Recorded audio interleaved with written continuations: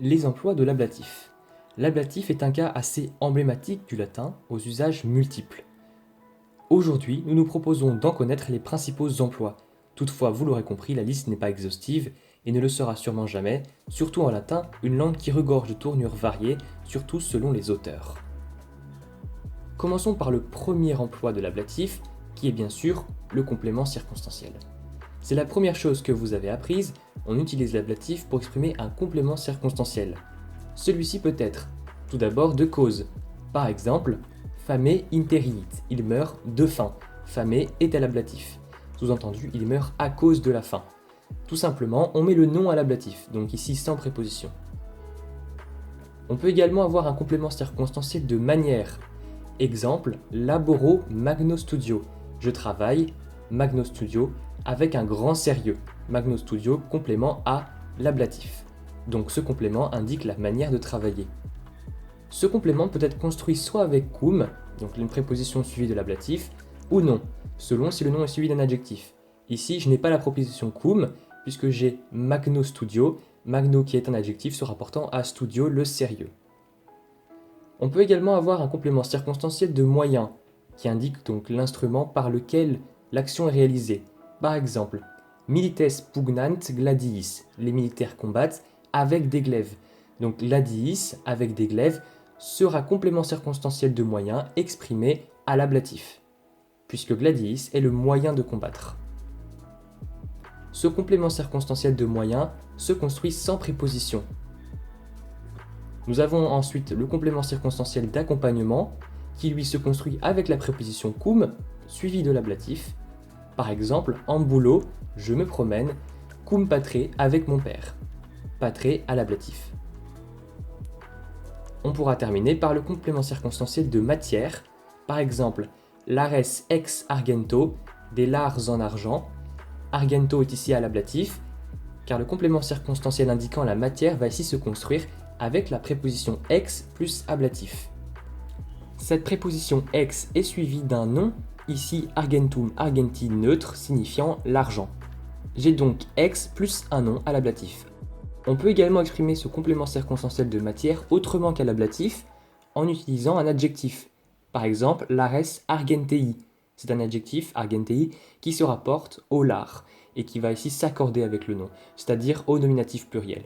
Et de même, on traduira des lards en argent. Il y a ensuite le complément circonstanciel, bien évidemment, de temps, qui peut exprimer une date ponctuelle, par exemple, venio tertia hora, je viens à 3 heures, tertia hora à l'ablatif, et qui peut également exprimer une durée, un temps que l'on met pour faire quelque chose, pour réaliser une action. On utilise alors tout simplement l'ablatif et on traduit par en ou pendant. Par exemple, perfecit bellum tribus annis, il acheva la guerre en 3 ans, tribus annis à l'ablatif pluriel, ou encore pugnavit tribus annis, il combattit pendant 3 ans. On peut parfois retrouver la préposition in plus ablatif pour exprimer des événements temporels, par exemple in pace en temps de paix. L'ablatif sert également à exprimer des compléments circonstanciels de lieu. Pour exprimer par exemple le lieu où l'on est, on utilisera la préposition in plus ablatif. Sum in domo, je suis dans la maison. Domo est bien à l'ablatif. Ou encore pour exprimer le lieu d'où l'on vient. On utilise alors la préposition ex, ex plus ablatif. Par exemple, proficis quitur ex Italia, il vient d'Italie. Attention, vous en avez peut-être déjà entendu parler, pour les noms de villes et des petites îles, on ne met pas de préposition. Par exemple, sum Athenis, on traduit directement par je suis à Athènes. Ou alors, proficis quitur Roma, il vient de Rome.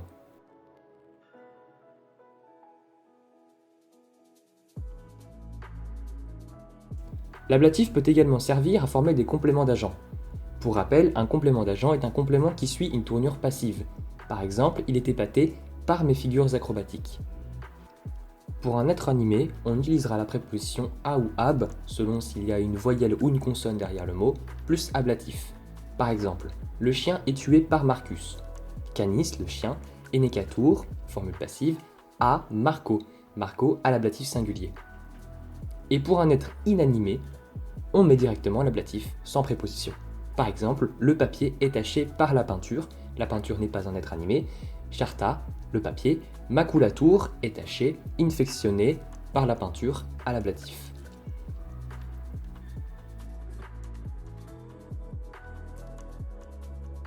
L'ablatif peut également être complément de nom et d'adjectif. Premièrement, il peut être complément de qualité. Un nom peut être suivi d'un adjectif à l'ablatif, indiquant une qualité de celui-ci. On peut alors le traduire comme un complément du nom, avec la préposition à ou la préposition de. Je m'explique. On prend un exemple. Miles maxima virtute. On traduira par les soldats à la vertu la plus grande. Maxima virtute est un groupe à l'ablatif. L'ablatif peut également servir pour former des compléments comparatifs et superlatifs. Par exemple dans la phrase Sum doctor, je suis plus savant, Marco, que Marcus. Je vous invite pour cela à aller regarder la vidéo sur le comparatif et superlatif sur ma chaîne. Pour cela, je mettrai le lien en description ou alors vous pouvez cliquer directement sur le lien qui s'affiche en haut à droite de l'écran. Nota bene, l'ablatif peut également servir pour former des compléments d'adjectifs. Quelques adjectifs de la langue latine se construisent en effet avec l'ablatif. La liste se trouve facilement dans les livres ou sur internet. C'est le cas de dignus, digna, dignum, digne, contentus, contenta, contentum, content, satisfait, etc.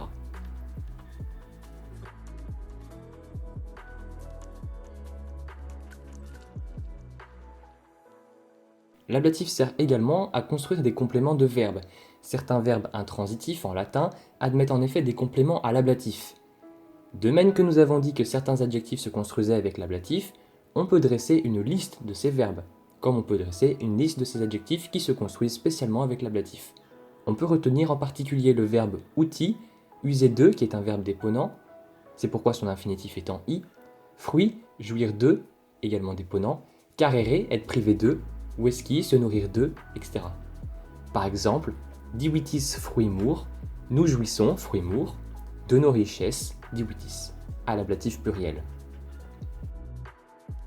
L'ablatif est enfin utilisé pour former l'ablatif absolu, bien évidemment, qui est lui-même utilisé pour traduire des compléments circonstanciels, encore une fois, mais sa formation fait l'objet d'une vidéo beaucoup plus approfondie.